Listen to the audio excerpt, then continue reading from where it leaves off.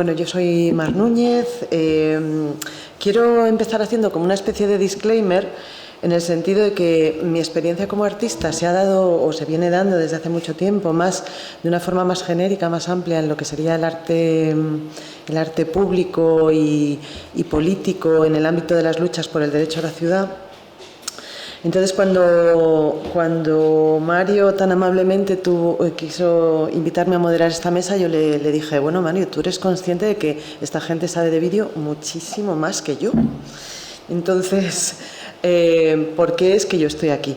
Entonces, un poco digamos que la razón viene a ser justo la última pregunta, la última intervención de Mario en la mesa anterior, y es el intentar conectar las prácticas o el trabajo en vídeo como práctica artística con lo que sería todos estos fenómenos de lucha de luchas sociales, estos ciclos de luchas sociales sucesivos que venimos atestiguando en Latinoamérica, ¿no?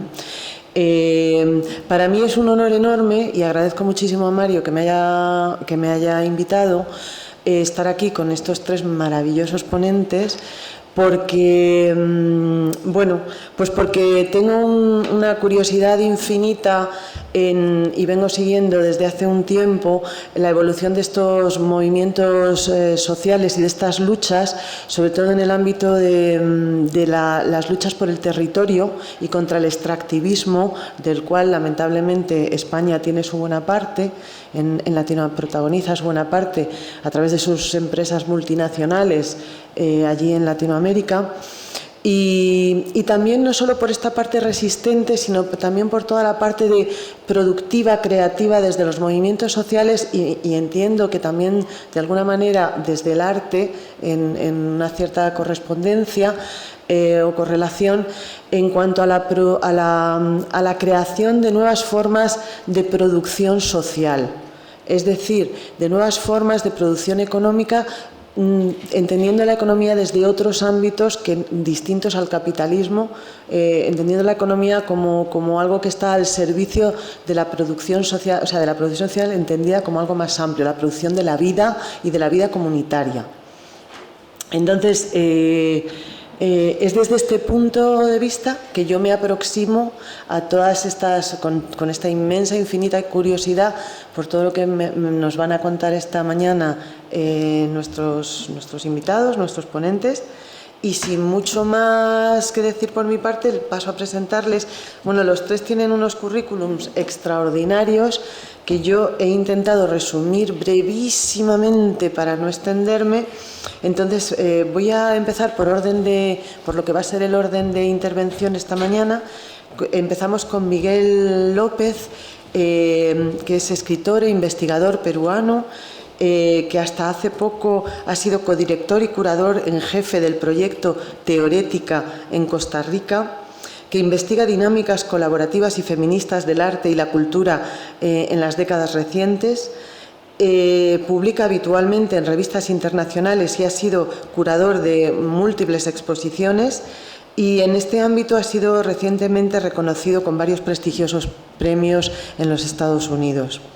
Voy a presentarles a todos del tirón y así luego ya les cedo la palabra. A mi derecha tengo a Pancho López, de México, que es artista, comisario y docente. Ha dirigido diversos festivales internacionales y programas de performance en instituciones como el Museo Universitario del Chopo y Ex Teresa Arte Contemporáneo, allí en México, en Ciudad de México. Actualmente forma parte del equipo del Museo La Neomudéjar, aquí en Madrid. Y él está enfocado no solo en la escena de su país, sino también en general en la escena centroamericana, tiene publicado en este sentido un libro y próximamente está en ciernes de presentar otro más basado en Paraguay, creo. Panamá, perdón. Y finalmente al extremo de la mesa tenemos a María Belén Moncayo, artista ecuatoriana, especialista en el videoarte de su país, es directora del archivo AAMME, dedicado a la exhibición, conservación y difusión del audiovisual ecuatoriano.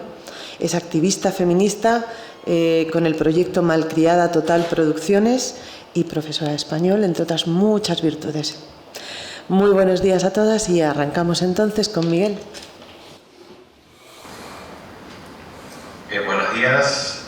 Muchísimas gracias por esta invitación. Quería confirmar que se me escucha bien. ¿Sí? ¿Correcto?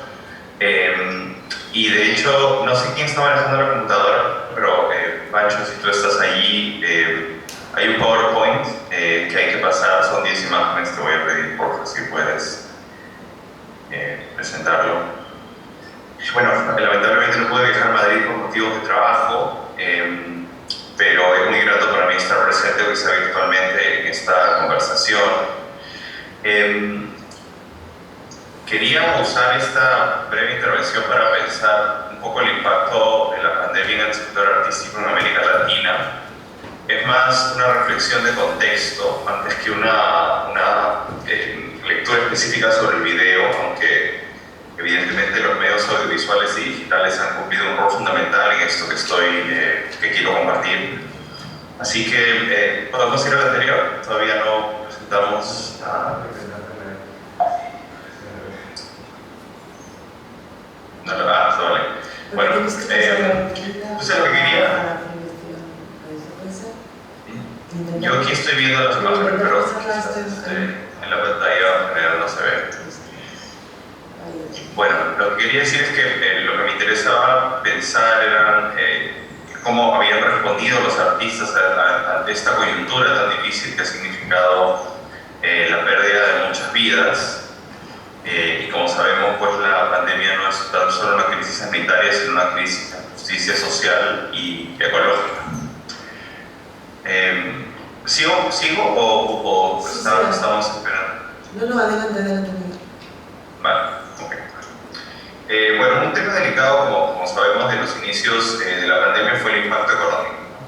El avance acelerado de la pandemia el año pasado no solo significó la imposición de cuarentenas nacionales, la cancelación de vuelos y un control de fronteras, sino también el cierre indefinido de museos, centros culturales e instituciones artísticas. La consecuencia inmediata de eso fue que muchos trabajadores culturales, artistas y educadores vieron afectada su única fuente de ingreso en un escenario donde el arte era ya de por sí una profesión precarizada. En América Latina muchos trabajadores culturales no cuentan con derechos sociales ni tampoco con una legislación adecuada que los ampare. Así que bueno, esta situación, como sabíamos, además, como era evidente, el sector cultural iba a ser considerado prioritario, ¿no? Los programas de apoyo implementados por los gobiernos en América Latina. Así que eso detonó una ola de reclamos en distintos países. Y ahora sí podemos pasar a la primera imagen, por favor. Y quería justamente señalar cómo, portando mascarillas, carteles hechos a manos, miles de personas han manifestado su molestia ante los recortes de presupuestos y la cancelación de programas artísticos y educativos. ¿Estamos viendo la imagen? ¿Se puede ver? Sí. Perfecto. Y como pregunto por si acaso, porque yo aquí no veo. Bueno, esta imagen es de octubre del año pasado, el 23 de octubre, en el cual un conjunto de artistas visuales en Costa Rica organizaron un velorio frente al Ministerio de Cultura y Juventud ante una moción legislativa que rebajaba el presupuesto, lo cual iba a obligar al cierre técnico de museos y centros culturales, así como la cancelación de becas y capacitaciones.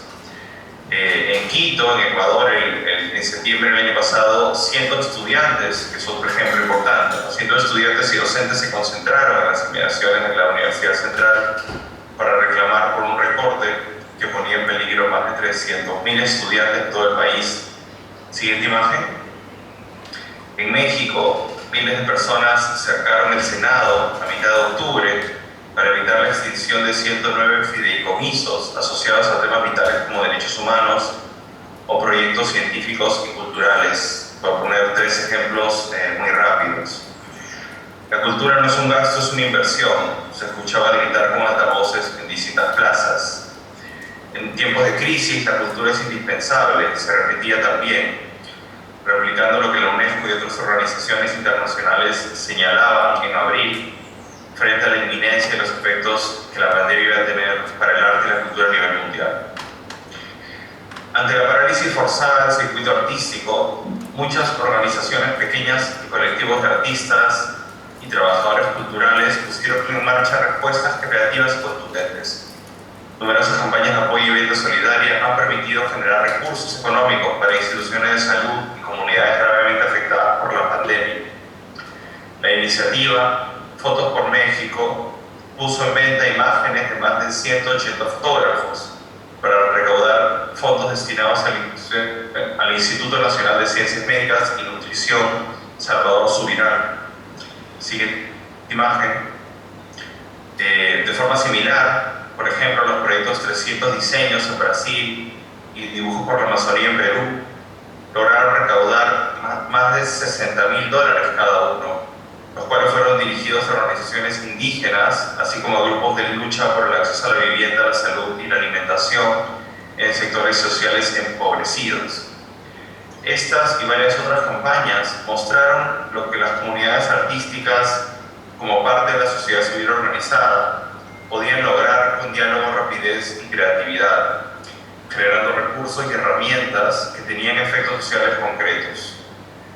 Estas dinámicas colectivas ofrecen caminos alternativos ante una escena del arte que en las últimas décadas parece organizarse en torno a lógicas de exclusión y búsqueda de éxito mercantil a través de la competencia individual, la exclusividad y la autoexplotación. Es precisamente ese modelo neoliberal, cimentado en la precarización y en la desarticulación de sus agentes, lo que ha normalizado también relaciones laborales abusivas. Siguiente imagen, por favor. Otro modelo de una economía basada en la ayuda mutua es el proyecto atendido por sus propietarios, APP, una bolsa solidaria y rotativa para artistas independientes en Colombia. Aquí leo su declaración de intenciones, aquí lo cito. Las ayudas estatales no son suficientes para cubrir la necesidad de los agentes que hacen posible una vibrante escena de arte contemporáneo en el país. Frente a ese panorama, decidimos crear APP como una manera de ayudarnos entre artistas en medio de la crisis a través de la venta de nuestras obras. Cierro cita. La dinámica es muy sencilla. Mensualmente ellos ofrecen un portafolio de obras de 10 artistas colombianos sin representación de galería, y el dinero recaudado era dividido en partes iguales para todos los artistas. No importaba la autoría de las obras vendidas, todos los participantes recibían ingresos. Estas y otras iniciativas permitieron refrescar el mercado y más aún estimularon maneras de pensar el coleccionismo como un espacio no reservado para las élites y los grandes capitales, sino como una práctica accesible a otros sectores de la población y como una forma de valoración y de cuidado colectivo. Siguiente imagen. En un espíritu similar y también a respuesta directa a los efectos de la pandemia, un recién formado artistas visuales autoconvocados Argentina, ABAA, colocó sobre la mesa la urgencia de revisar las situaciones contractuales y los derechos laborales de los artistas. Aquí cito una oración, una frase de su declaración. Les artistas producimos capital cultural, contenidos con sensibilidad, afecto e intelecto. Les artistas somos trabajadores de la cultura. Cierro cita. Su trabajo comenzó con un autocenso, que es la imagen que vemos a la izquierda, la convocatoria del Autocenso Nacional de Trabajadores, con la intención de conocer las situaciones laborales de las distintas escenas del país. Gracias a esa convocatoria se generó luego una herramienta que apuntó a la formalidad en el trabajo cultural.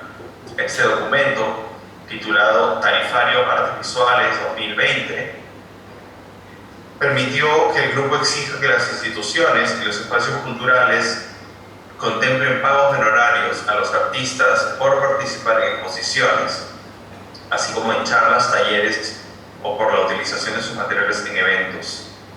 Este llamado de atención ponía el dedo en la llaga de algo complejo.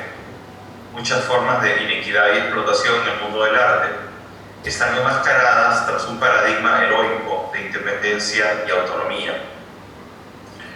Es también relevante observar cómo la cancelación de eventos a gran escala, bienales, ferias y otros, implicó un viraje acelerado hacia las plataformas digitales. Eso provocó también que las galerías comerciales, que muchas galerías comerciales se vieran forzadas a hacer algo que en condiciones normales hubiera sido impensable. Transparentar los valores de venta de la obra de sus artistas. En un contexto donde el mercado se sostiene bajo principios de exclusividad y secreto, lo que inevitablemente habilita formas de explotación o de especulación, la pandemia demandó revelar los precios para llegar a nuevos compradores. Esta apertura inesperada podría estimular una conversación sobre los sistemas que organizan el mercado y los distintos circuitos económicos, así como incentivar discusiones o revisiones de los precios, algo que varias galerías han hecho a fin de ampliar la oferta en un contexto de recesión económica. Estas iniciativas y debates colocaron preguntas importantes en torno a cómo se definía el valor del arte y la cultura, y hacen evidente que la cultura es un generador de fuentes de trabajo y que contribuye en los procesos de activación.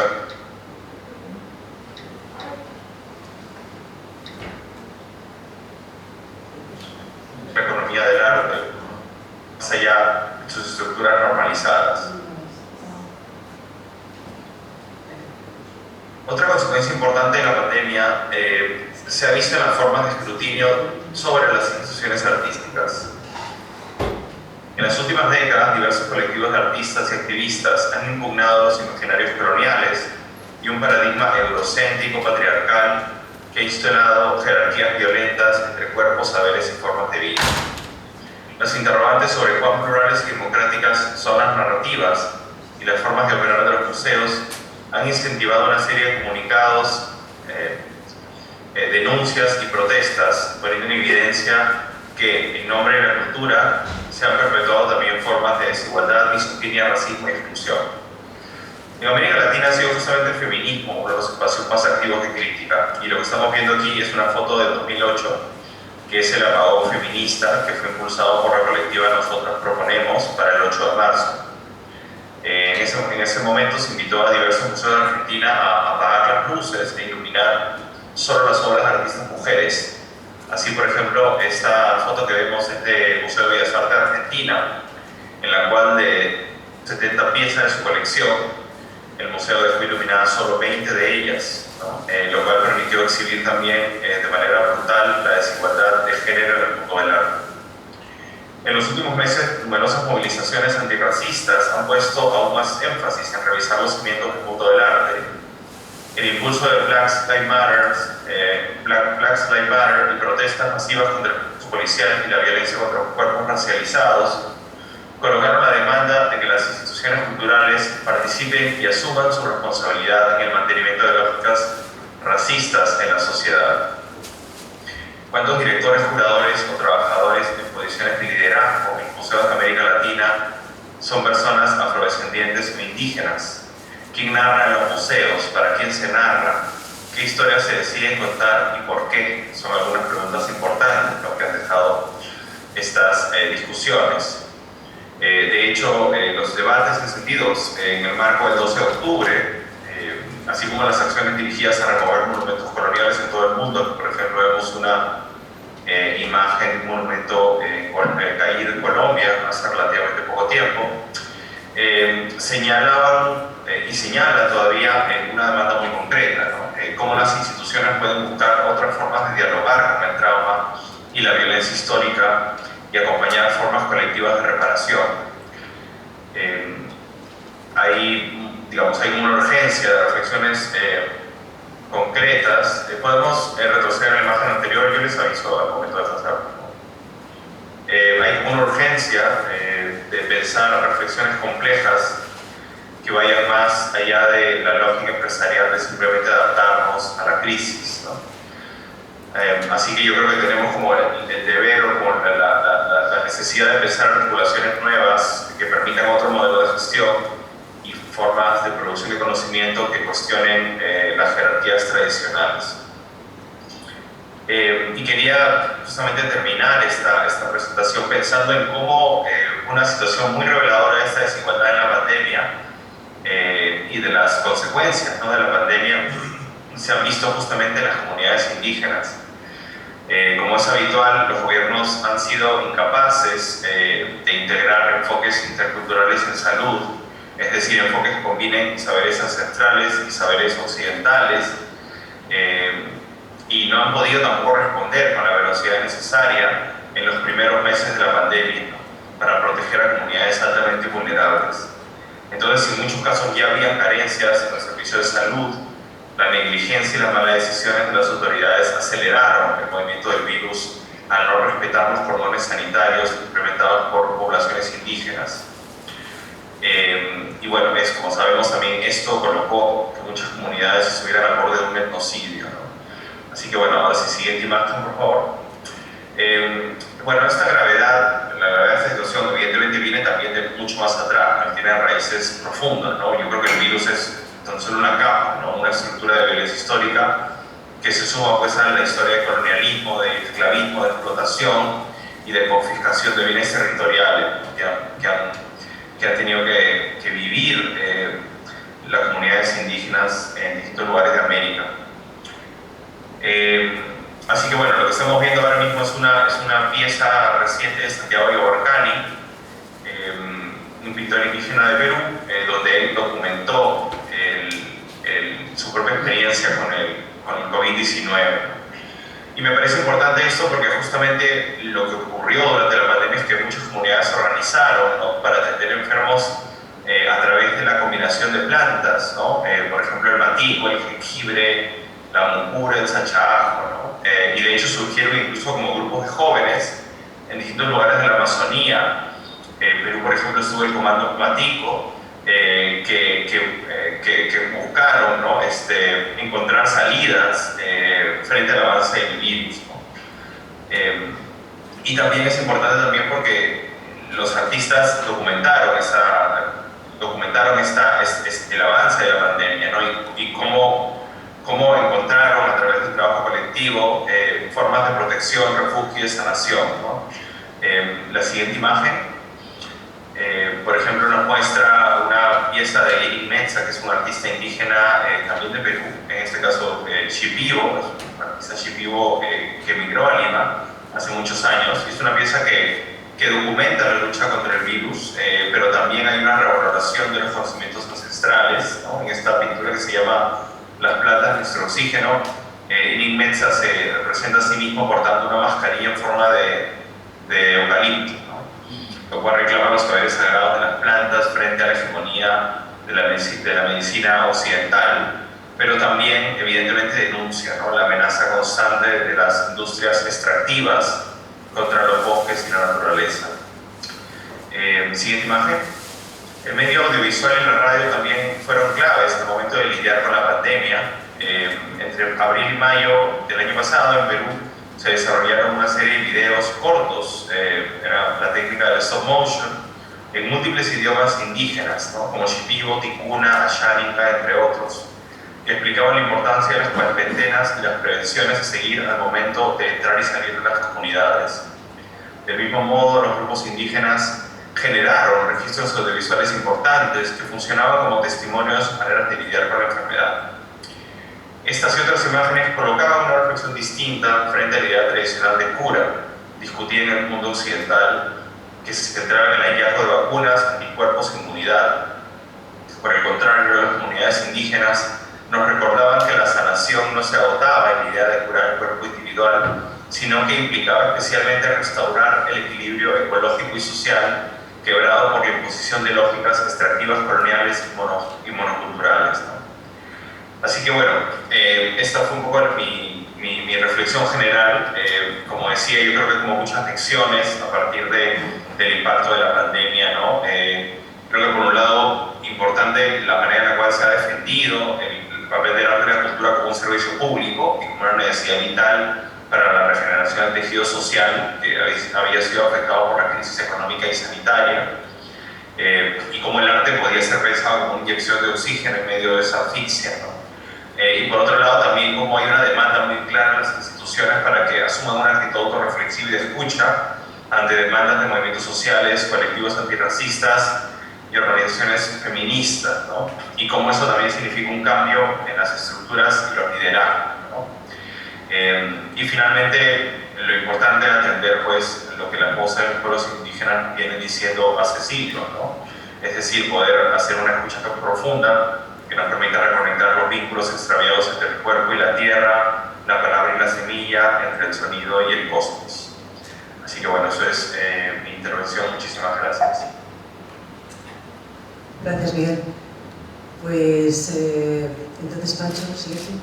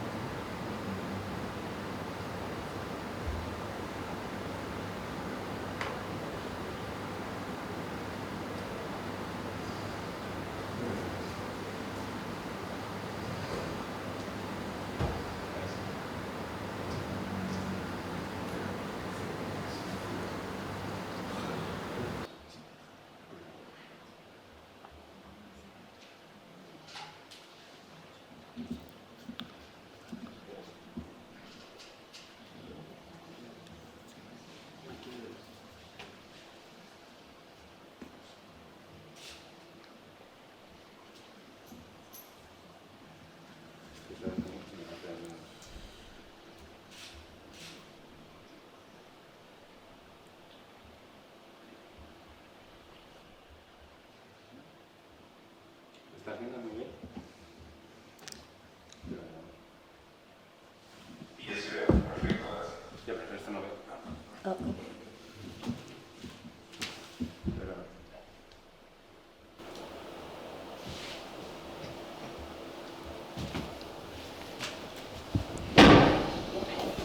Bueno, hola, buenos días. En lo que abrimos este PDF o el PowerPoint, que es lo mismo, cualquiera de los dos. Pues bueno, antes que nada, muchas gracias a Mar por la presentación y a Mario y todo el equipo de Proyector por esta invitación, por estar aquí en Alcalá 31 y también con mis colegas Miguel López y María Belén Moncayo, que es para mí un placer estar compartiendo esta mañana aquí en Madrid.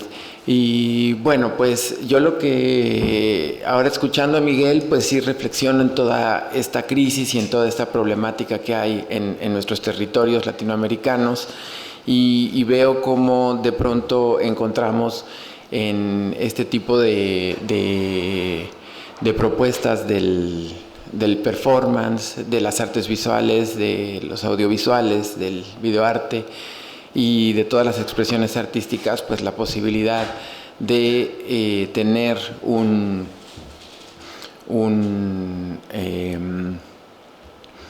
la posibilidad de poder cambiar a un mundo mejor, por así decirlo, ¿no? Entonces estuve investigando recientemente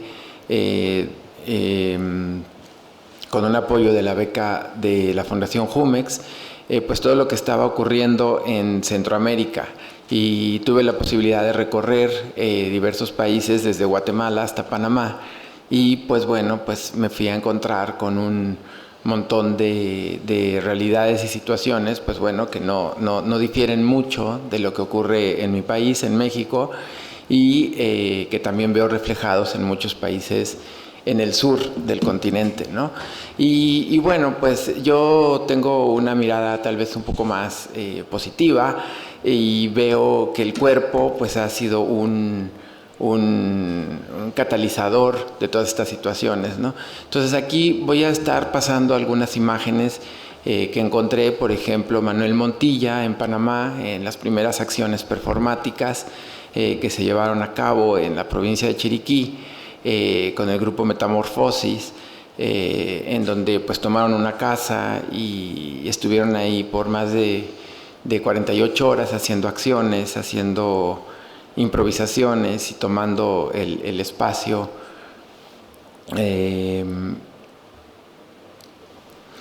Aquí vemos a otra artista salvadoreña, Carmen Elena Trigueros, lavando una bandera.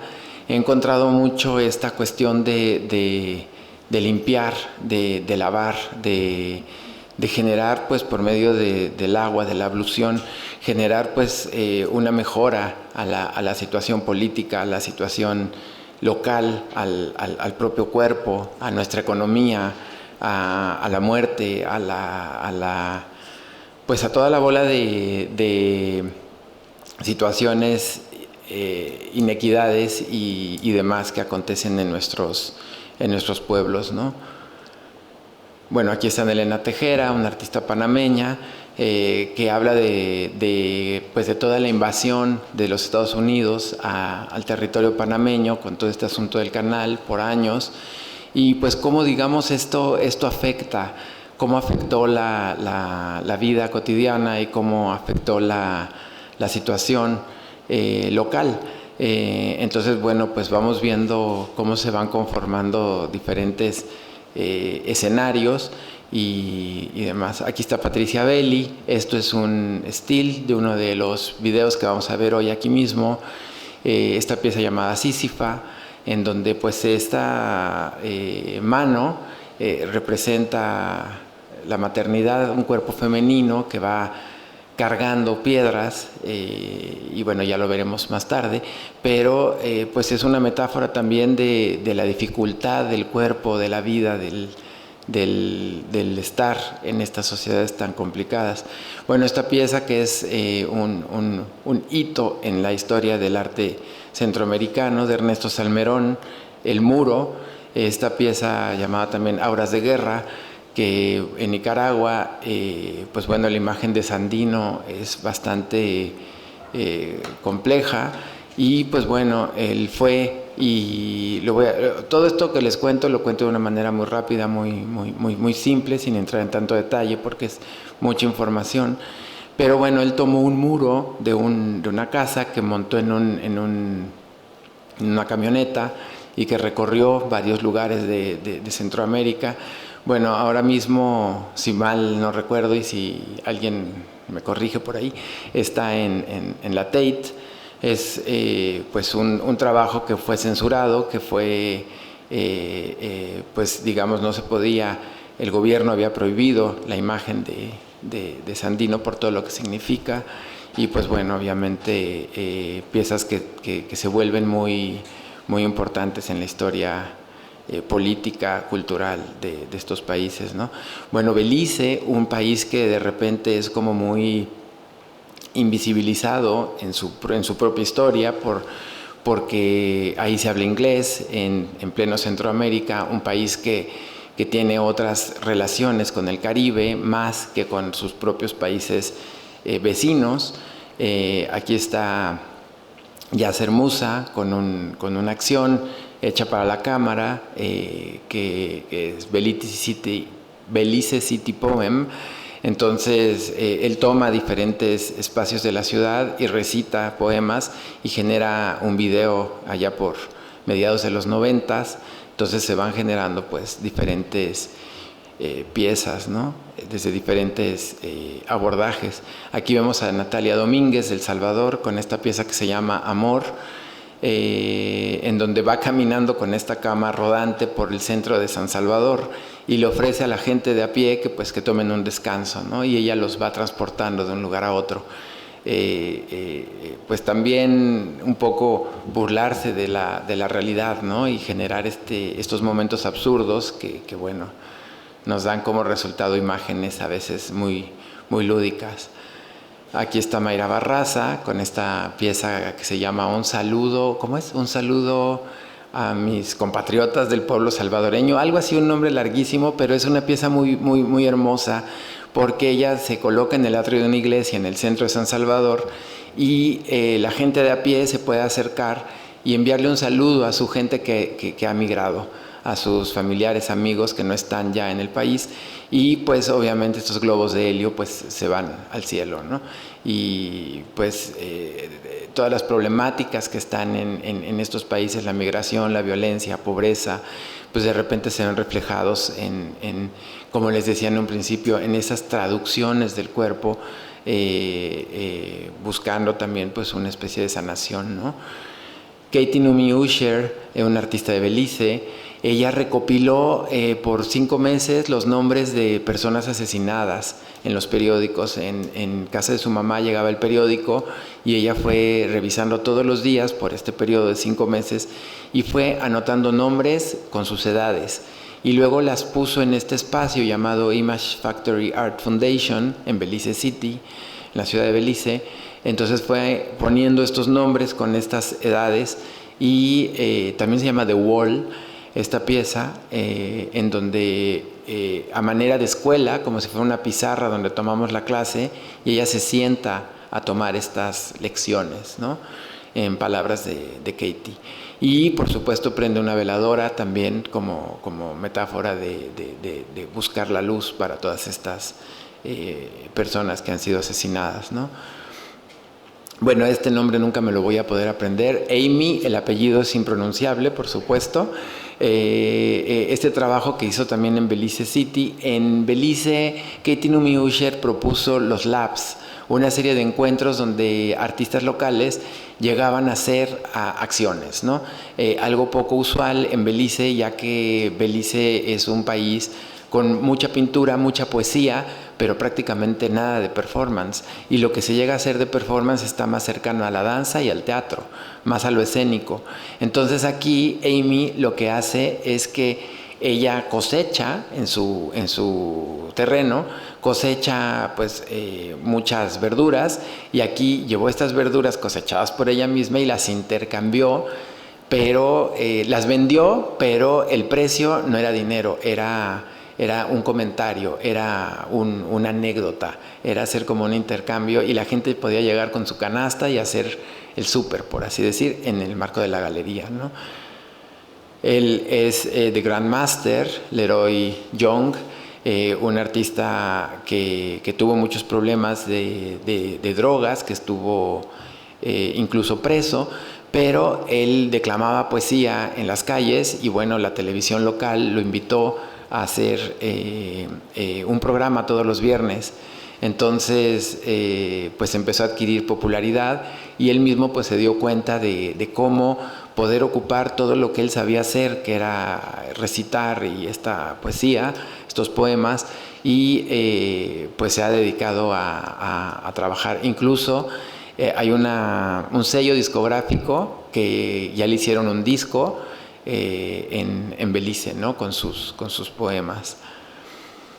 Ella es Susana González Revilla de Panamá, obviamente, ahí está el mapa, y ella pues con 100 billetes de dólar cubrió el territorio panameño, pues hablando justamente de la dolarización, porque su moneda es el balboa, pero pues tiene exactamente el mismo precio que el dólar, y uno puede pagar como con balboas como con dólares. De hecho no hay billetes de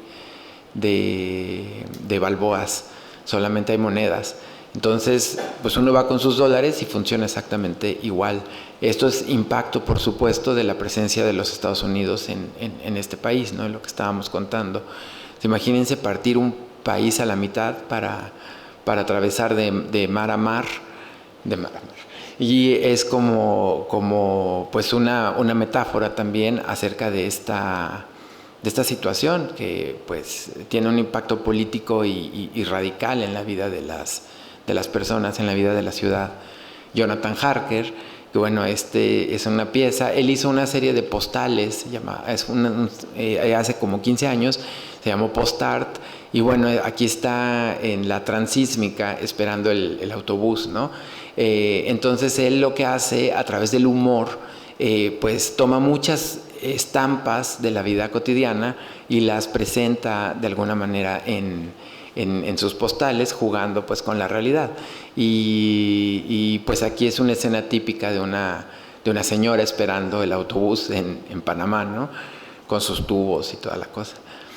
Aquí está Brígida Haylock, esta pieza que se llama Midnight Nightmare, Pesadilla de medianoche, y pues ella habla de las víctimas de abuso violación. ¿Qué pasa con las víctimas? Después se les hace un acompañamiento, se habla con ellas, pero después ¿qué ocurre? Es lo que ella cuestiona, y es un trabajo muy potente, porque también a partir de la poesía y de la declamación pues habla de la realidad que muchas veces pues no se toca, no se habla de eso. Aquí está otra artista panameña, ella es Ana Sofía Camargo. Ahora ha cambiado el apellido, su apellido ha cambiado la O por la A, ahora es Camarga. Con este gesto en la grafía de su apellido, pues para hablar justamente de cuestiones de género, ¿no? A mí me parece un guiño muy importante. Y aquí vemos estas piezas que ella hace con barro y genera esta vasija, pero la muerde y le deja esa marca, esos dientes, el lipstick, y luego ya se cocinan, se meten al horno y ya quedan las obras mordidas, ¿no? Entonces tiene que ver mucho pues con el cuerpo femenino, el trabajo de Ana Sofía. Aquí está Denise Reyes, Lamenta, ella es de El Salvador, y aquí tiene este trabajo que se llama Bolsa de Colores, que tiene mucho que ver con la obra de Regina José Galindo, aquella en donde se tira una bolsa de plástico que se llama No perdemos nada con hacer, en donde, pues bueno, a la misma manera en que lo hizo Regina, Denise se tira en el centro histórico de San Salvador, en una bolsa que ella misma confeccionó con otras bolsas de basura, y se tira amarrada en una cuneta, ahí en una esquina. Y la gente en el registro audiovisual se ve cómo pasan por un lado, por el otro, y nadie se inmuta. Toda esta deshumanización, todo este asunto sobre el cuerpo, ya es tan normal ver muertos, estar con gente que ha padecido violencia, que bueno, hasta que llega la policía y ya pues investigan, abren la bolsa y la descubren viva. ¿Y qué hace usted aquí, señorita? Pues obviamente estaba explorando hasta dónde llegaba esta deshumanización, ¿no?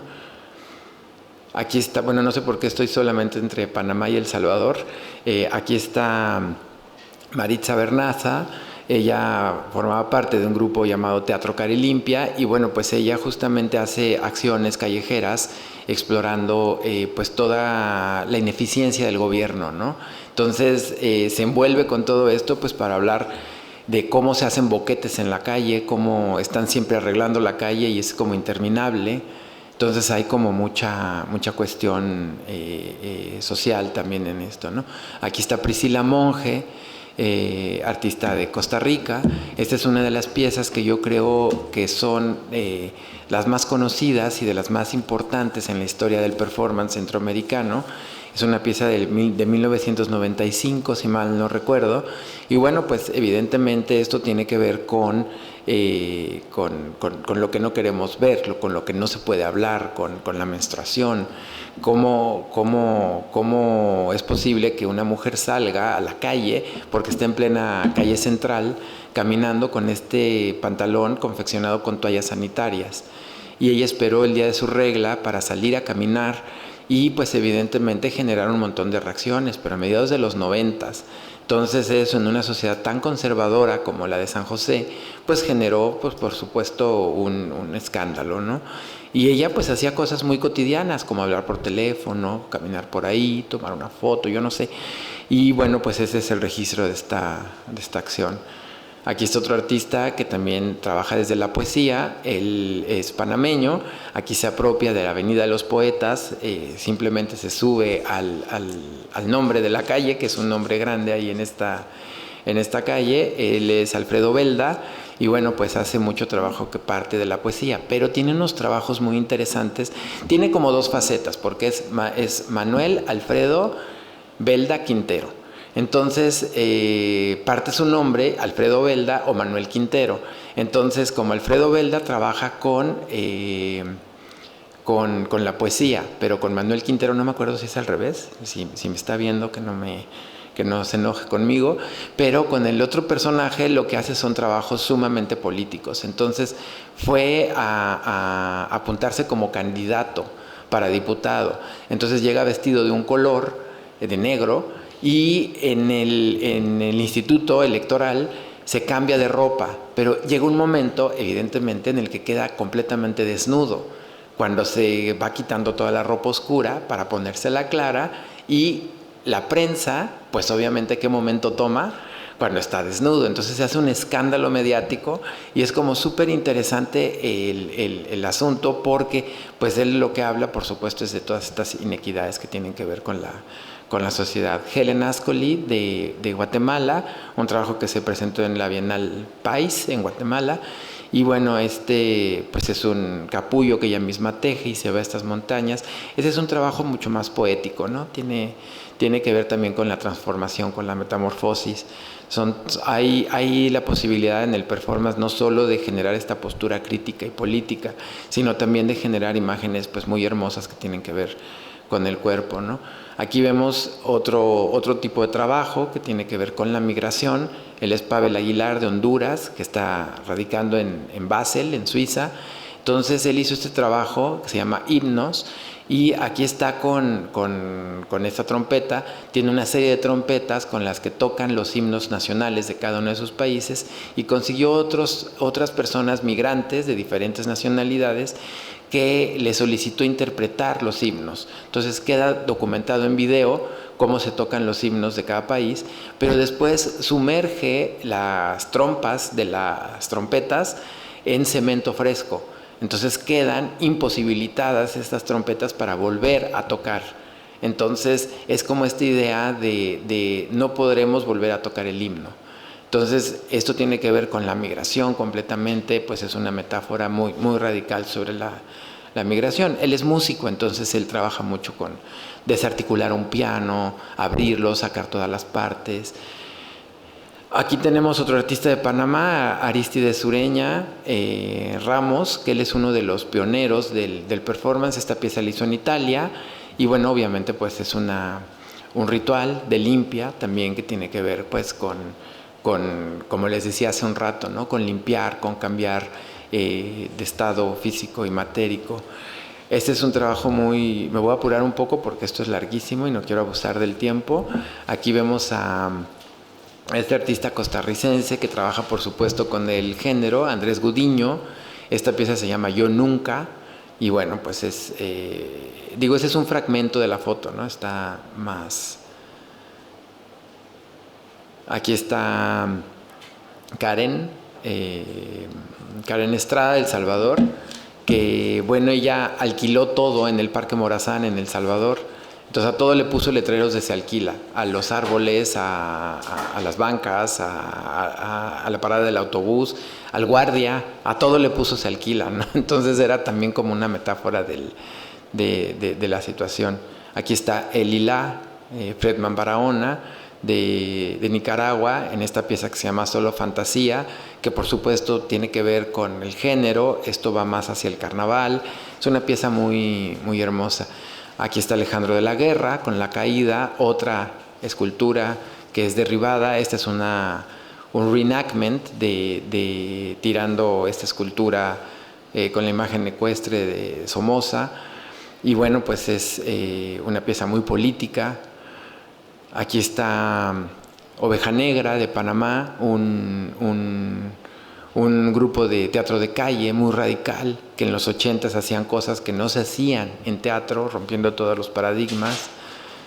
Aquí está Miguel Romero en la Universidad Autónoma de Honduras, en la UNA, con la línea, alrededor de la Plaza de las Cuatro Culturas en la universidad, haciendo una línea de acerrín que después recogió, hablando del tiempo. Aquí tenemos les va a dar risa, yo sé, pero es Fernando Pollón. Él es de Guatemala, y bueno, pues aquí lava la bandera hasta que se destiñe completamente la bandera de Guatemala. Richard Holder, un artista de Belice, él solía ir a trabajar todos los días al centro, en el centro de Belice, a su estudio, y pues siempre salía un señor distinto a decirle que le lavaba el coche. Entonces, después de ver a tantos rastudos, ahí les dijo, oigan, vamos a hacer una foto, e hizo The Rasta Last Supper. La última cena al estilo beliceño. Entonces, pues el performance es así, de observar la realidad, se pueden tomar cosas para hacer guiños, ¿no? Diego Bowie, con esta pieza que es la portada del libro que pronto presentaremos por acá en la NEO, Centroamérica en Acción, un trabajo muy bonito sobre el género, sobre la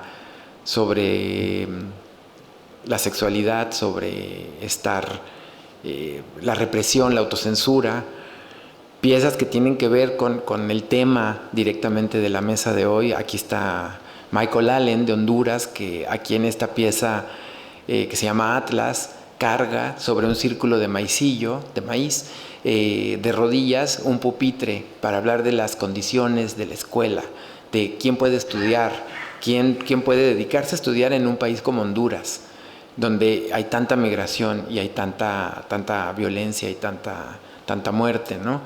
Entonces, esta es la entrada de la Universidad Nacional Autónoma de Honduras.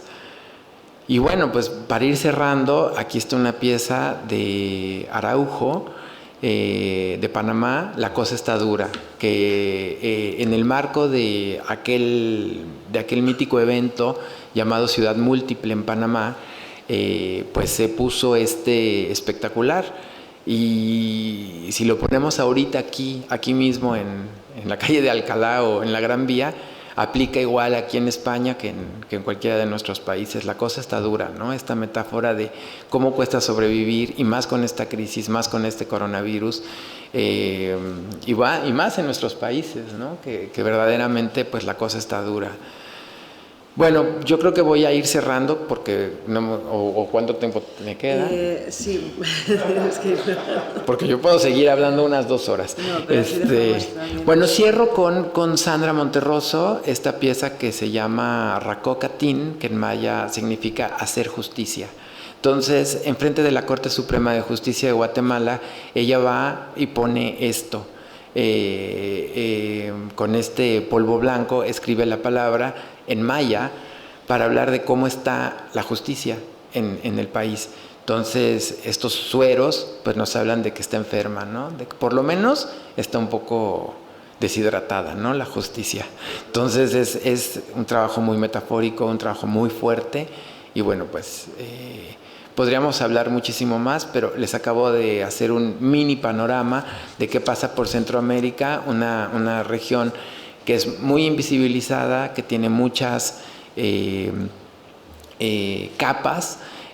No todo es violencia, yo pude comprobarlo en carne propia, que es una zona llena de maravillas, pero sí es urgente entender que hace falta la paz, ¿no? Es como imperante. Pero bueno. Muchísimas gracias. Bueno, han sido 2 intervenciones interesantísimas y que han conectado, yo creo, con esta idea que yo les lanzaba, y además a mí me parece interesante rescatar esta idea, ¿no?, de cómo emerge una subjetividad propia, ¿no?, el intento de componer una subjetividad propia desde la mirada de estos artistas. Y nos queda María Belén, que estamos deseando escucharla. Muchas gracias. Vamos a poner su... ¿Te cambio el lugar?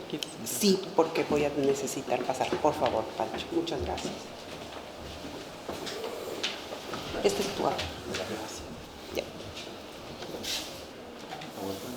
Sí, es un PDF, un PowerPoint PDF. Porque el PowerPoint no servía.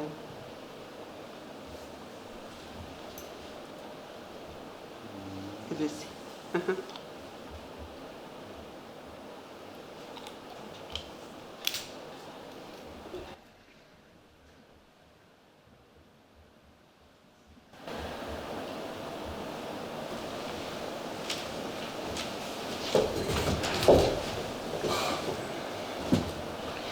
Buenos días con todas, con todos. Muchísimas gracias, Mario, y a Proyector por la cordial invitación. Un gusto estar moderada por ti, Mar, y compartir la mesa con el querido Pancho y con Miguel, a quien no tengo el gusto de conocer personalmente, pero hemos tenido intercambios profesionales en el pasado. Yo vengo a ofrecerles una perspectiva básicamente de lo que sucede en el Ecuador, que es la realidad que conozco a profundidad desde lo que es la producción audiovisual experimental. Estamos pues en el contexto, como saben, de Proyector, de Semillas y Brotes en América Latina. La primavera siempre sucede y mi aproximación va a ser hacia lo que ha sucedido en los últimos 15 años en el Ecuador, en el ámbito sociopolítico, y entonces desde ese sentido, como en el Ecuador la primavera siempre seduce a quienes, a los artistas, pues para hacer una producción, ¿no? Entonces, lo que voy a hacer es una brevísima historia del videoarte ecuatoriano, una cronología sociopolítica del Ecuador de los últimos 15 años y su relación con la producción videoartística, y luego para hablar de lo que es el videoarte y pandemia. Este es el archivo ANME. ANME es las siglas de Asociación Archivo Nuevos Medios de Ecuador. No es una personería jurídica, es un nombre comercial que tuve que ponerle para hacer distintos proyectos. Eso es el armario de mi casa. El archivo está en el armario de mi casa, no existe una biblioteca, porque tras varios intentos de convertirlo en una, pues no ha sido acogida por instituciones públicas o privadas.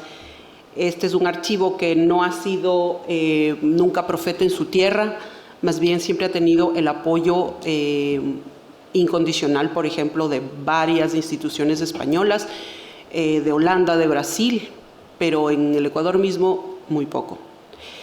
El videoarte en el Ecuador empieza en 1979, en Guayaquil, en el puerto principal, cuando Hugo Hidrobo y Andy Holst hacen la obra Sueño Circular con radiografías, rayando radiografías que las convierten en video y luego las editan en una Tascam de 4 canales. Esta pieza no existe porque todos los dispositivos de captura de imagen se perdieron, solo existen los stills, ¿no? Esa es la obra fundacional, digamos, hablando de video. Luego, Miguel Alvear hace Camal en 16 milímetros, si bien es una pieza de cine experimental, luego la transfiere a Betacam para exhibirla en un festival de videoarte. Y menciono esta pieza no solamente porque es un referente en las antologías iberoamericanas que se han hecho y que tal vez sí la conozcan, sino porque cuando vi esta pieza en un festival de cine en el año 2000, es cuando decidí empezar a hacer una investigación profunda sobre el audiovisual experimental ecuatoriano. Y más adelante me di cuenta, digamos, que nadie estaba haciendo un archivo, una conservación, un seguimiento de estas piezas, y es así como empezó mi archivo, ¿no?, a correr. Luego menciono esta exhibición, no hablo alemán, así que no la voy a pronunciar, que sucedió en el Museo de la Ciudad en el año 2001.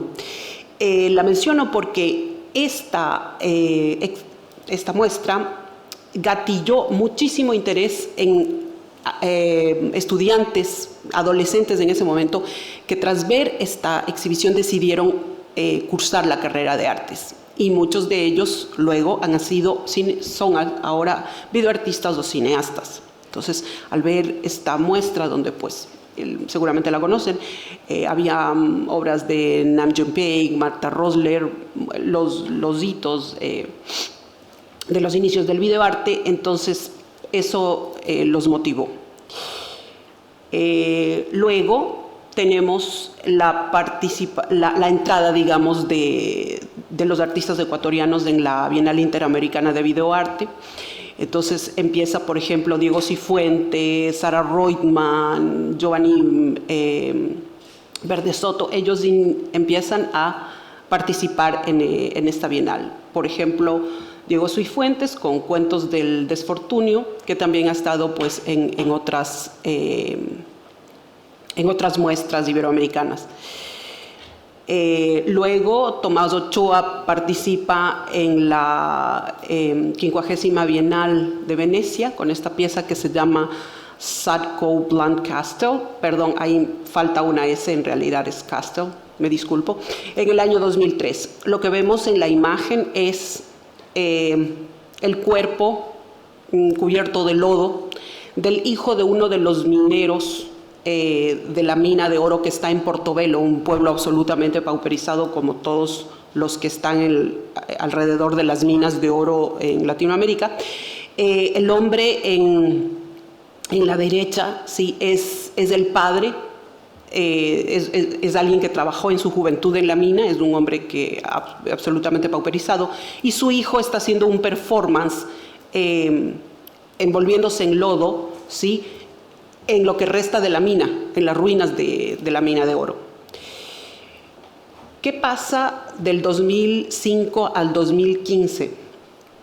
Existió dentro de lo que es la producción audiovisual una asidua producción videográfica en cantidad y calidad. Cantidad porque dentro de la investigación que yo he hecho desde el 2001 hasta el presente, más o menos existen unas 620 piezas que se han realizado, considerando las que incluyen cine experimental, que empieza en 1929 en realidad en el Ecuador. ¿Por qué tantas piezas? Porque el archivo tiene una política totalmente incluyente, no tiene una política de coleccionismo, sino que todas las personas que viven en el territorio ecuatoriano, que deciden querer participar y enuncian que tienen una producción videográfica, digamos de audiovisual experimental y que quieren participar, participan, ¿no? Existe una necesidad de experimentar con el dispositivo de captura de imagen y de exhibición, ¿no? Es decir, con todo lo que conocemos de la intervención del dispositivo, del celuloide, del análogo, con todas esas intervenciones han experimentado los artistas ecuatorianos y también con los dispositivos de exhibición. Es así que a partir de eso entonces exploran diversos subgéneros del videoarte en este periplo que menciono. Algunos ejemplos. Tomás Astudillo, por ejemplo, es un ecuatoriano que vivió muchos años en Bélgica y su incursión es a partir de sentir este ser ni de aquí ni de allá, es decir, reflexiones sobre la movilidad humana dentro del videoarte.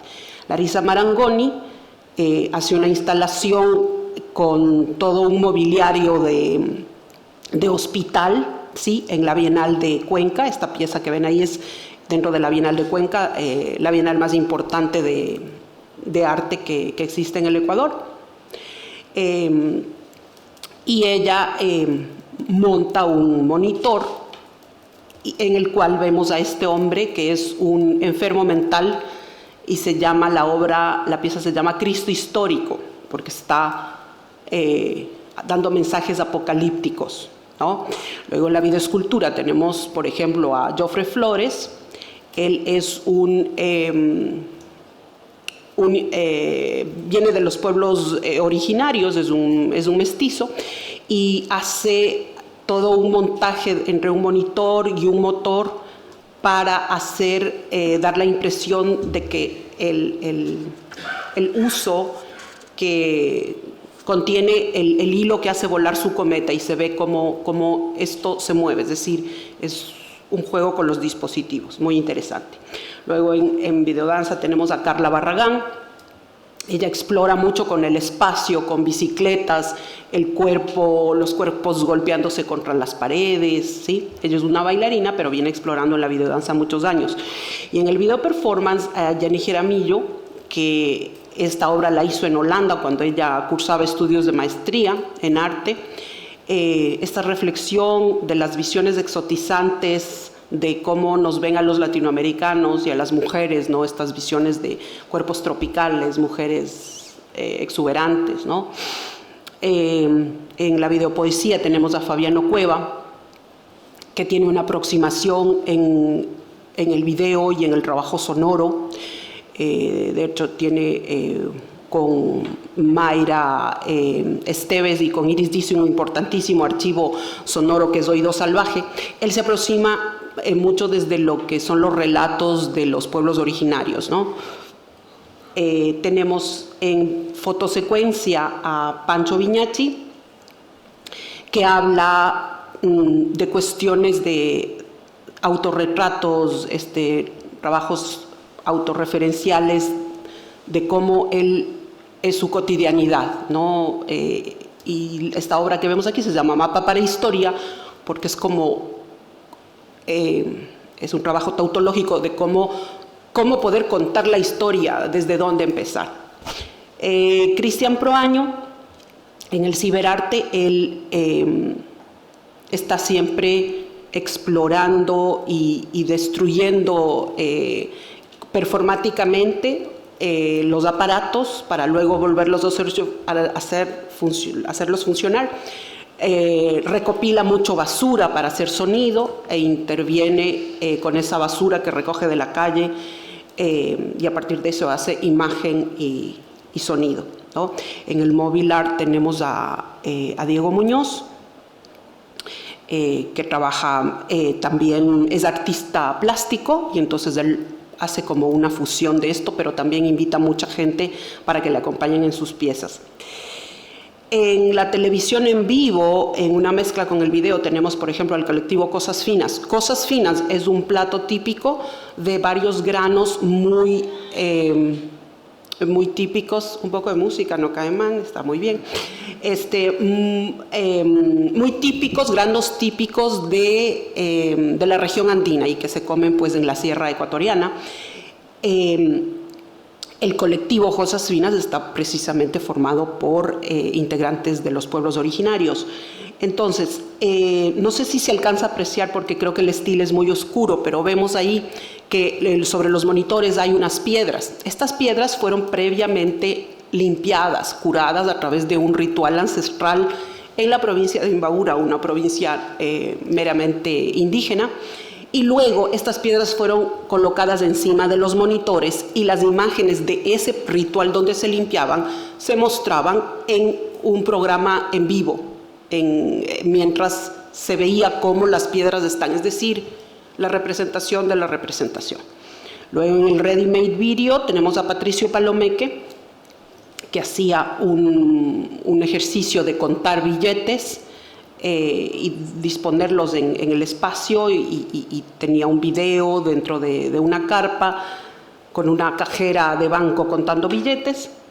Y en el VJ tenemos a Víctor Carrera, que es un VJ profesional, pero en general las imágenes que utiliza son imágenes, es decir, en una plena fiesta tecno, él está metiendo imágenes de contenido sociopolítico. Luego, dentro de los espacios de investigación y exhibición que ha tenido para el videoarte el Ecuador, están, en principio, el archivo que yo he levantado desde el año 2001, se llamó Escoria. Me voy a ahorrar la historia de ese nombre, si quieren más tarde la pueden preguntar porque no tenemos mucho tiempo. Y luego pasó a llamarse Archivo ANME. También tenemos, muy importante, el Festival MIVA, que en principio era básicamente de videoarte. Desde la primera edición tuvieron piezas iberoamericanas y se ha hecho un festival muy grande, pero también multidisciplinario a la fecha. Ellos han hecho un trabajo bastante importante. Y tenemos, pues, digamos, dentro de los principales curadores ecuatorianos, el que, digamos, más énfasis le ha puesto al videoarte es Rodolfo Kronfle Chambers, que ha hecho muchas curadorías que él llama combos, recopilaciones ecuatorianas, iberoamericanas, trabaja de hecho mucho con Centroamérica, ¿sí? Con muchos artistas centroamericanos. Luego, con la ayuda partiendo de la idea que tuvieron Laura Baigorri y Amaca de hacer archivos online, de que la ESID ponga un capital para hacer archivos online, ellas decidieron que 4 países sean el punto de partida de ese proyecto. Pero vino la crisis española y entonces la ESID le pidió a Laura y a Maca escoger un país. Y como Laura conocía ya físicamente el trabajo que yo había hecho de levantamiento del archivo ecuatoriano, decidió que como el Ecuador no tenía pues apoyos de ninguna índole, sea el que se le apoye.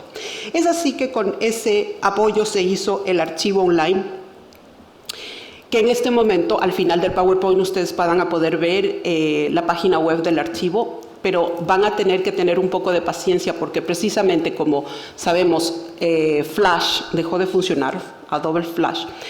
Estamos haciendo una mudanza de todo lo que es la web y todos los videos a otros formatos para que se puedan apreciar. Entonces, dentro de poco pues vamos a poder seguir viendo la página web y los archivos online. De los 600 videos que les comento en esa página web se pueden ver 330. ¿Sí? Eso. Luego también en el 2011, que es este año como que coincidieron estos 3 importantes proyectos, tenemos el libro 100 artistas del audiovisual experimental, Ecuador.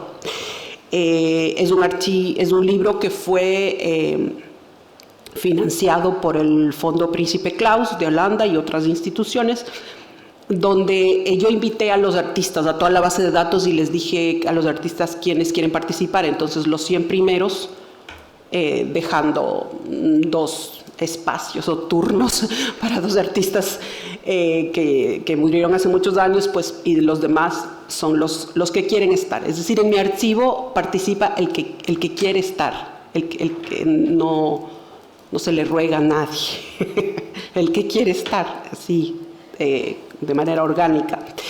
Y luego también en ese año gané un premio del Ministerio de Cultura, hice la Itinerancia Nacional de Videoarte del Ecuador, en la que yo llevé un comisariado y una conferencia para construir audiencia para este género de las artes por 23 de las 24 provincias del país, ¿no? Eso. Luego, ¿qué pasa del 2015 al 2021?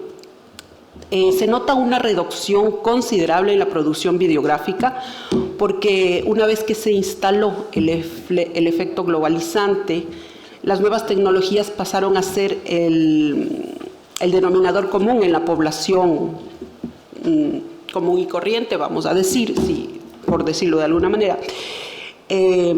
Los artistas entonces se movieron a otros campos de exploración en las que el video hoy por hoy es un elemento más, pero no el único. Entonces, es lo que ha pasado también en otros contextos, como sabemos. Entonces, ya esta novedad, en el mejor sentido de la palabra, es una herramienta más. Entonces, en general, los artistas contemporáneos del Ecuador son multidisciplinarios, existe muchísimo performance, se abocan al arte objeto, a la mezcla de dispositivos y técnicas, hay una producción plástica importante también.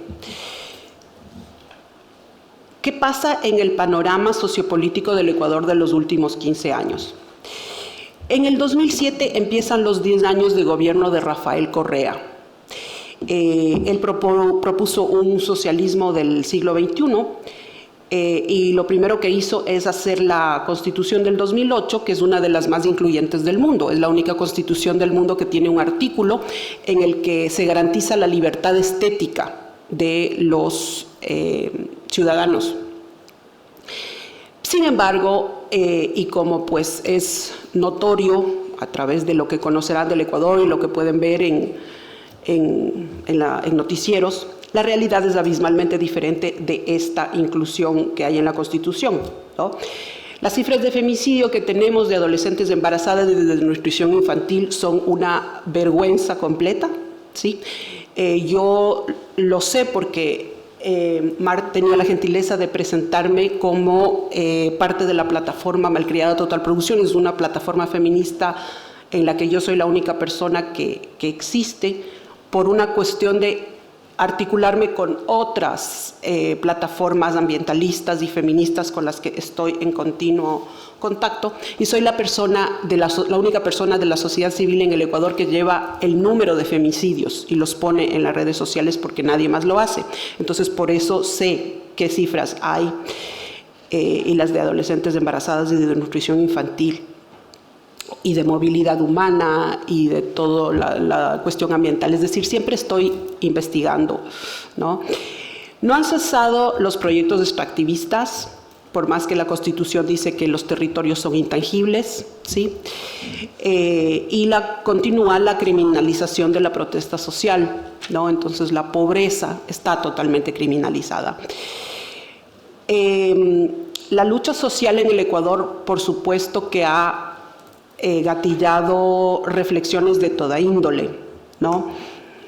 En el arte, en la manifestación de las redes sociales, en la calle, desde luego, totalmente. Y tenemos en esta imagen lo que es la primera línea, ¿no? Esta primera línea de lucha la hemos visto repetirse en los últimos 50 años en el Ecuador, una vez y otra vez y otra vez. Y las imágenes se repiten, ¿no? ¿Qué pasa del 2017 al 2020? Se va Rafael Correa, el presidente más nefasto que ha tenido el Ecuador, porque ni siquiera los neoliberales del siglo pasado se robaron tanto como se robó Rafael Correa. Nadie se ha robado esa cantidad de plata en el Ecuador. Vino Lenín Moreno, hizo un continuismo de ese gobierno, porque además fue su vicepresidente del socialismo del siglo XXI. Luego, en el 2018, permitió que el narcotráfico asesine a 3 periodistas del diario más importante del país, que es El Comercio. No hizo nada y los asesinaron. Y en octubre del 2019 sucedió una coyuntura extremadamente fuerte en la que se asesinaron a 11 manifestantes que estaban en un levantamiento indígena después de los años 90, el más fuerte que se ha dado hasta el momento. Y su ministra de gobierno, que seguramente la pueden ver en las redes sociales, que se llama María Paula Romo, denominada feminista, hizo que asesinen a estas 11 manifestantes. Eran 11 hombres de los pueblos originarios. Entonces, estas coyunturas políticas y estas primaveras, ¿no es cierto?, obviamente seducen a los artistas y producen obras de contenido súper interesante. Por ejemplo, en la propuesta ambientalista tenemos la obra que pueden ver en proyector en el Instituto Francés, que es la de Rubén Darío Díaz, Rapaca Zápara, que habla de precisamente el pueblo záparo, que es una de las pocas comunidades de pueblos originarios en el Ecuador que tiene su propia forma de constitución y de organización, porque eso es un derecho consagrado en la Constitución del Ecuador. Los pueblos pueden organizarse de acuerdo a sus leyes, pero precisamente por esa insurrección a la que tienen derecho, a la vez, porque todo es una contradicción, son absolutamente perseguidos para quitarlos del territorio de donde obviamente bajo cuyo suelo hay cualquier cantidad de petróleo.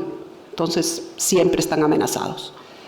Luego tenemos dentro de una propuesta anticolonial y antirracista la obra de una performer y una artista multidisciplinaria muy importante, Karina Aguilera, El peligroso viaje de María Rosa Palacios. Ella realiza un viaje tomando distintos medios de transporte, haciendo exactamente el mismo viaje que hizo su bisabuela, ¿sí? Desde una provincia del norte del Ecuador, donde hay un pueblo, una población negra muy importante, y ella hace exactamente el mismo viaje, tomando los mismos medios de transporte, hasta llegar al destino final, que fue Guayaquil, donde se asentó y donde ella desciende. Y hace todo este relato y conversa con personas, ¿no? Dentro del género tenemos la propuesta feminista de Daya Ortiz. Ella, hablando precisamente de esa negación del cuerpo de las mujeres, porque con la cantidad de adolescentes embarazadas y feminicidios ya se imaginarán cómo somos tratadas las mujeres como objetos de desecho. Entonces ella, desde parte de replantearse, ¿no es cierto?, de reflexionar esa negación del cuerpo, entonces en el video solamente se ve su cuerpo en cuclillas orinándose en distintos puntos de la ciudad, marcando territorio. Luego, en el 2021, ¿qué es lo que está pasando? En mayo tuvimos el nuevo presidente electo, es Guillermo Lasso, es neoliberalismo puro y duro, es ultraconservador del Opus Dei. Disculpa, tenemos 5 minutos Ya, más. gracias, Mar. Es un hombre ultraconservador del Opus Dei, ¿sí? Numerario. Propone, por supuesto, un proyecto extractivista, habla de minería responsable, que sabemos que eso no existe, y quiere definitivamente resolver todos los problemas sociopolíticos a través de la acumulación del capital, nada nuevo en nuestros países. Y entonces, ¿qué pasa con el videoarte y la pandemia? Tenemos, por ejemplo, este es un estilo de una de las obras que van a ver, ojalá me den ese honor, en la curaduría que he hecho para Proyector más tarde, que se llama La Línea Imaginaria. Este es un estilo de la obra de Jocelyn Herrera, ¿sí? Ella hace una reflexión desde el dispositivo, ¿no?, de tomar estas imágenes de fotografías de la gente en la calle, ¿sí?, en medio de la pandemia, y borrarlas y hacer una animación a partir de eso. Porque efectivamente en el Ecuador también fuimos totalmente borrados, es decir, la gente pobre fue totalmente borrada del espacio público, ¿sí? Y la información en los medios de comunicación ha sido absolutamente perversa y morbosa, tanto que lo que se conoce, el mundo lo que conoce el Ecuador a través de CNN son los cadáveres tirados de la calle en Guayaquil. Y eso fue verdad, sí, pero a la vez este borronamiento de escóndanse, porque claro, ¿quién estaba afuera? La gente que vive del día al día, que no puede decir, no puedo quedarme en casa porque como de sobra sabemos, pues el quédate en casa es un privilegio de clase. Entonces ella habla en esta obra sobre eso. Y La Línea Imaginaria, que es mi comisariado, que lo verán más tarde, está compuesto de las obras de Cynthia Bodenhorst, Liz Castillo, María Lorena Peña, Paul Narváez, Jocelyn Herrera, Juan Carlos León y Karina Cortés, y aborda básicamente esta entrada que tienen los artistas para hablar de los relatos de ciudad desde lo colonial, desde lo higienizante, desde la limpieza sociológica. De esto va la curaduría Línea Imaginaria, y Línea Imaginaria es uno de los nombres que se le da al Ecuador, porque como saben, pues Ecuador significa la división del mundo en dos hemisferios, y es toda esta metáfora que propone el nombre, que no voy a explicarla porque sería explicar lo obvio. Esta es la página web de mi archivo, está a sus gratas órdenes, tengan un poco de paciencia, va a estar nuevamente al aire, y mi correo electrónico, y quedo a sus gratas órdenes. Muchas gracias por su atención.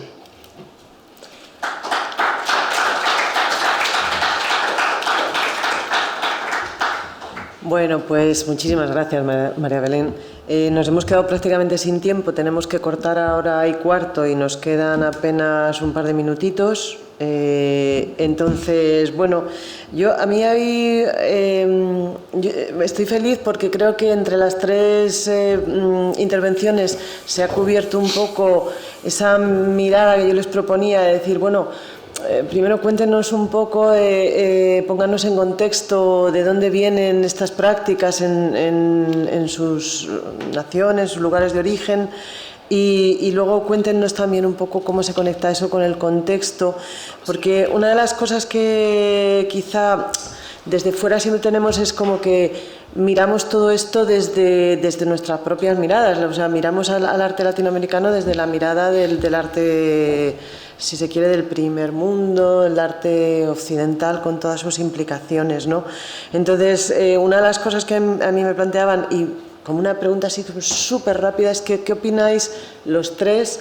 Un poco como esta dificultad, entiendo yo que, bueno, dejando un poco quizá como caso aparte el tema de los artistas más propiamente indígenas o que se vindican como indígenas y que claramente están construyendo o intentando recuperar una mirada desde ahí, desde ese lugar, pero el resto de los artistas que estarían como en un territorio de menor definición subjetiva o con una subjetividad como menos clara que esa, ¿cómo se trabaja un poco esa mezcla, ¿no? El hecho de estar trabajando en arte contemporáneo, que es un territorio como tan colonizado por la mirada occidental, y el hecho de estar tratando de desbrozar ese quién somos nosotros, qué mirada tenemos cuando estamos tan atravesados por esa otra mirada, ¿no? Que nos viene de fuera. Entonces, un poco cómo ven si ven que hay una pugna entre esas dos, ¿no? En el constituir un espacio propio, una mirada propia. Cualquiera de los tres podría, si tiene alguna Bueno, yo diría muy brevemente que quizás lo que está en juego también tiene que ver con los relatos que organizan lo que llamamos las historias del arte, ¿no? Que efectivamente han sido por mucho tiempo muy occidental-céntricos, digamos, ¿no? Pero eso no significa que en realidad nosotros, digamos, agentes que no pertenecen a este escenario urbano occidental no tengan relatos propios y narrativas propias y ejes y genealogías y prácticas, ¿no? Y lo que ha venido pasando en las últimas décadas es un descentramiento de esa hegemonía occidental-céntrica, digamos. Creo que pensando en Centroamérica, que Pancho se refirió, en Guatemala, por ejemplo, hay artistas indígenas que vienen no solo moviéndose de manera muy dinámica entre el circuito oficial, urbano, occidental y el trabajo de sus propias comunidades, sino también que viene generando historias propias, ¿no? Y utilizando además recursos audiovisuales como el video y el documental, como por ejemplo el trabajo que vienen haciendo artistas como Benvenuto Chabajay, en San Pedro La Laguna, en Guatemala, que está haciendo como pequeños documentales de lo que él llama los maestros, ¿no? de la creación en su propia comunidad indígena, que no tiene nada que ver con la historia del arte occidental, ¿no? Y que más bien están pensando justamente cómo la práctica creativa está imbricada en la vida misma y reconoce una historia propia, es decir, poder entender esas formas, esas genealogías propias como lugares en tensión que desestabilizan, ¿no? La hegemonía occidental, ¿no? Y justamente cómo los medios audiovisuales nos permiten acceder a esas historias, ¿no? y empezar a descolonizar un poco, ¿no? Los relatos que sentimos como propios, como cercanos, como únicos en muchos casos. Yo al respecto diré, Mar, que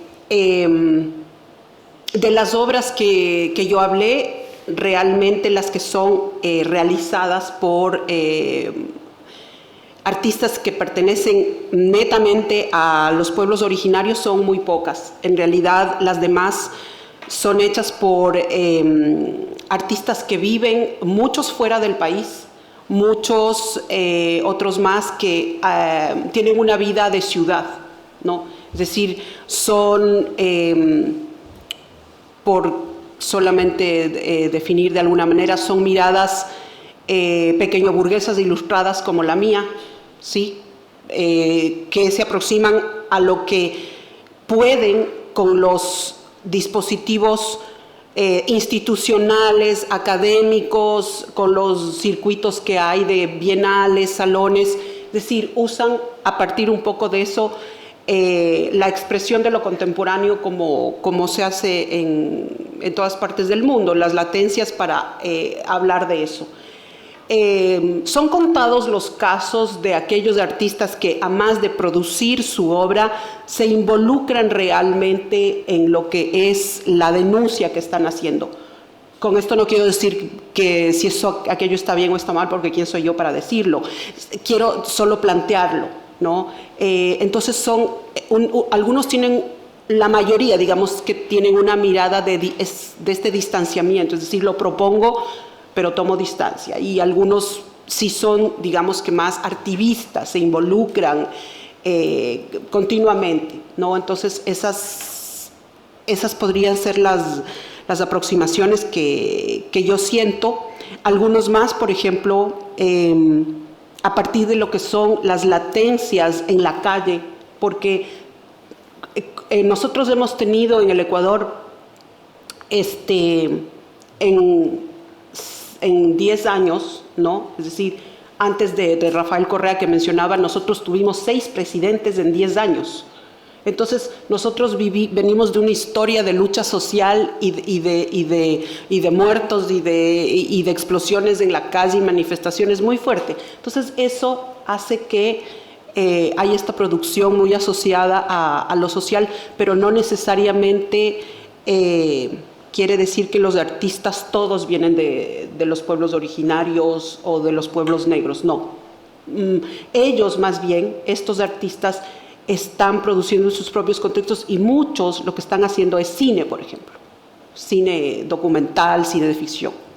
Eso. Bueno, pues creo que lo tenemos que dejar aquí porque nuestros técnicos tienen que marchar y nada, pues agradecer a nuestros 3 ponentes y a Proyector esta mesa y muchas gracias a todo el mundo. A disfrutar esta tarde.